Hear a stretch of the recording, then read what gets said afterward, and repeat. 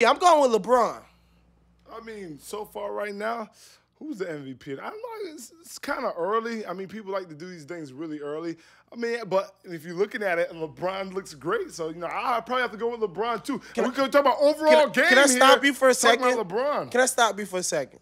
I just seen a picture of Mbenga signing a basketball.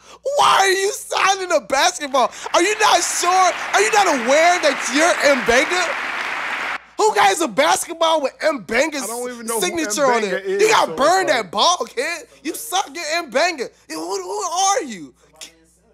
Get out of here, man. I don't care where you from. Even if you're in Senegal, if you got an Mbenga ball, you're a loser and a fool. Because there's so much better ball players. Get out of here. Mbenga, you ain't even on the court. Get out of here. You ain't nothing but a foul dummy, Mbenga. And if you see me in the streets, just keep walking, because I ain't want no problems. I do want to shout out Mick Roberts on the Lakers. Hey, fool, don't you go out LeBron like that again with that elbow sticking out and stuff. I ain't appreciate that. Don't you do that again, because he is 6'8", 260 pounds. He hit you one time, you'll probably die. Yeah, man, don't mess with LeBron, please. Can you just leave the kid alone? I mean, don't you see his pregame celebration? Don't you see his pregame ritual? Look at it, folks. I mean, this guy's connected. Leave him alone. That's all I'm going to say on that. Let's talk about something else before I get myself in trouble. I mean, Willie Lynch out here, man. What's wrong with y'all? King in the building. Throw it up, LeBron. Let's go ahead. Let me ask you this. How do you feel about Roger Goodell getting an extension? The tyrant that is, the tyrant, the NFL Hitler, Roger Goodell getting an extension. How do you feel about that? I mean, the man obviously they think he's doing a good job, so give him an extension, bro. I'm asking how you feel about it. Spectator I don't sport, really feel man. anything. I don't have no beef with Goodell, to be honest with you. I mean, he suspended people. He needs to make behavior, not acceptable that's in the league. Some of these guys are straightening up and tightening up because you're going to get that big 4-game, 3-game suspension. So, I mean, he's doing this thing. I don't have no problem with that. I think it's a good thing. I mean, you don't want a weak, what is the commissioner of the league? I mean, for players to run around and do what they want. I mean, since he's been in the, in the seat, he's been taking care of business. He ain't taking care of the single moms. He not. Roger Goodell, the ticket prices are way too high for Goodell to be thinking about single moms in America. What Goodell, ticket prices? if you care about single moms, drop the ticket prices where the single mom can take her kid out there. Goodell don't own NFL teams. I promise you.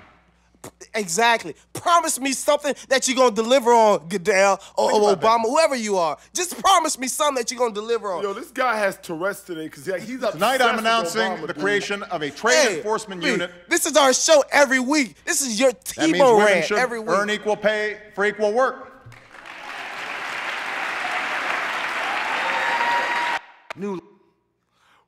We're Rush Limbaugh today. We talk about a little too much politics, I mean, I don't like to get into politics too much. I'm a sports guy.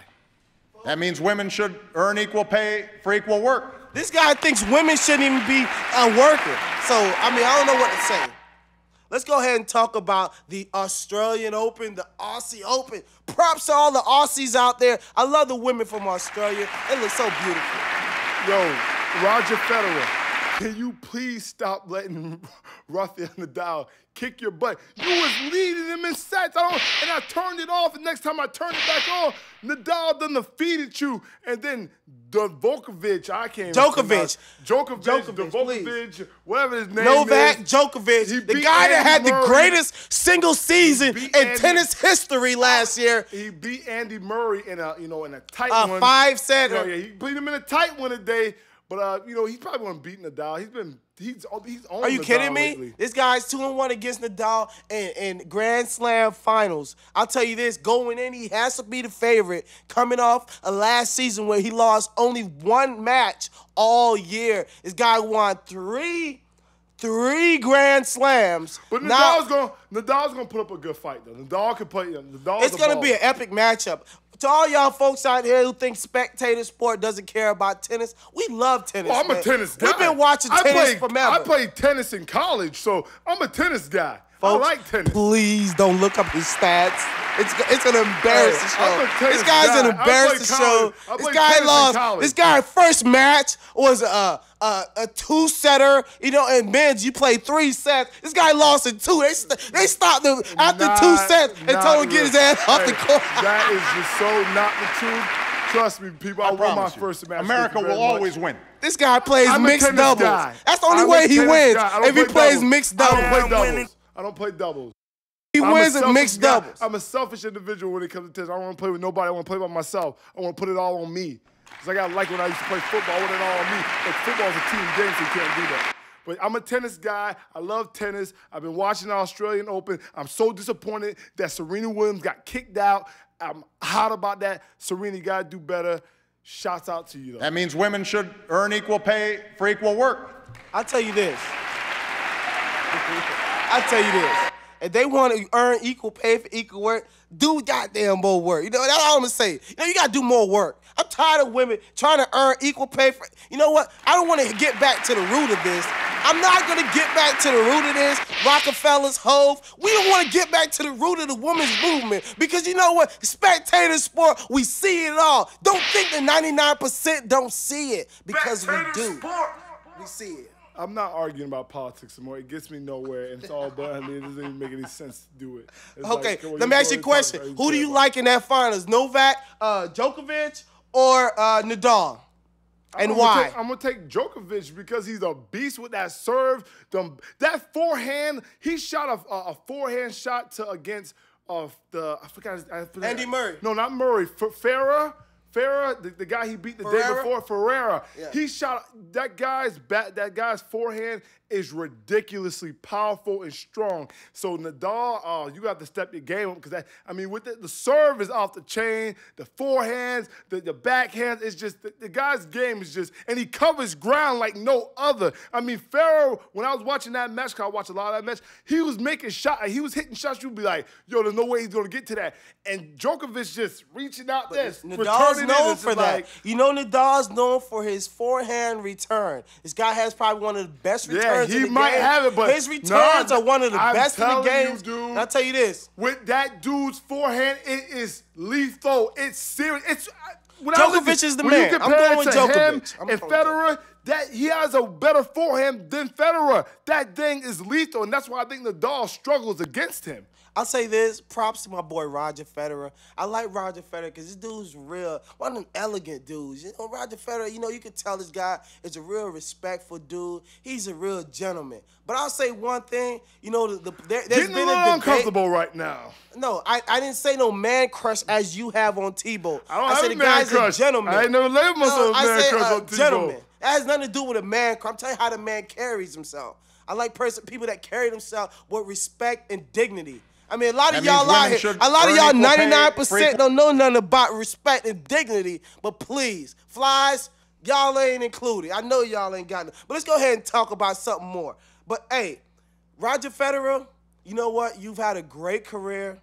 Props to Roger Federer. We looking at one of the tennis greats of all time, and I just like to appreciate what I've seen from Roger Federer. The Williams sisters, I ain't even going to talk about y'all. I would love to make an indecent proposal to Serena Williams as well. What do y'all think about a person making proposals without any dinero to follow up on this? Listen to me. When a man wants something, he'll find a way to get it. So if I got to get $10 million if Nikki accepts my indecent proposal, I'm going to go out there and find it. I don't know how I'm going to get it, but I'll get it.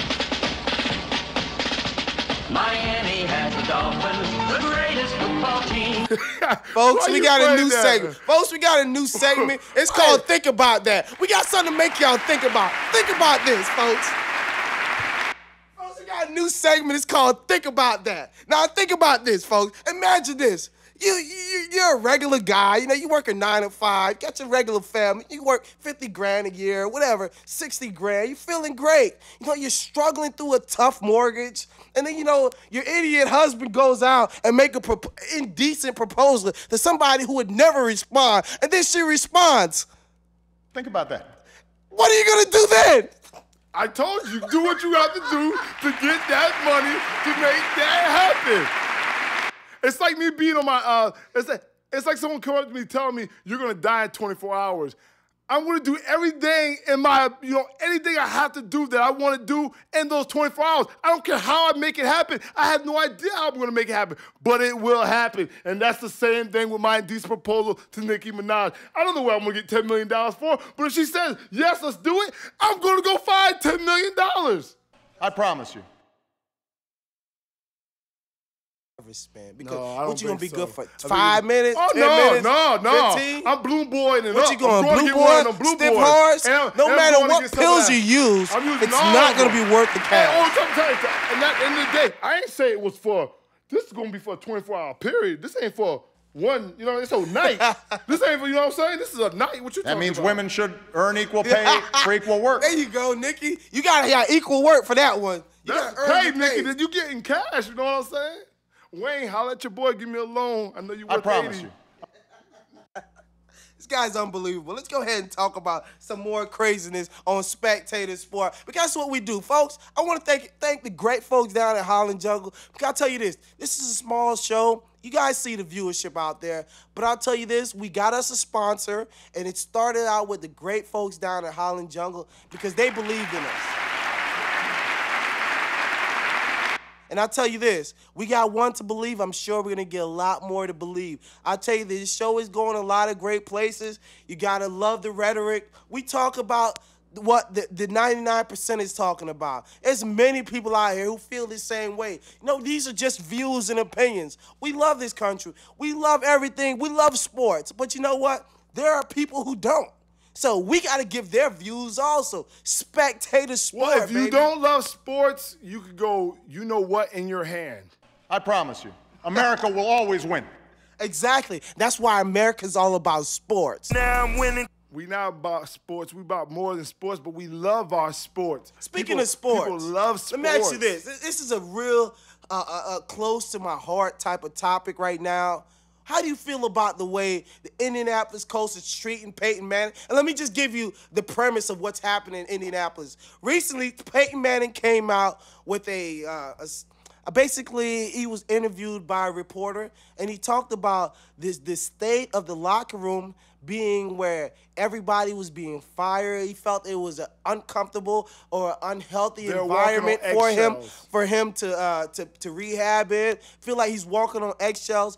All the guys he built something special with are all being fired and all gone. I mean, you fire the Tupolians, then you fire Jim Caldwell. I mean, it's a lot going on. You got Reggie Wayne's a free agent. You got a few other guys that are free agents. Not going back. And a lot of guys are not coming back to that team. Who would? Peyton Manning is due a $26 million bonus, $28 million bonus in March. And Jim Irsay has just came out. And for you guys that don't know, Jim Irsay is the owner of the Indianapolis Colts. His response to Peyton's comments, Peyton's a politician.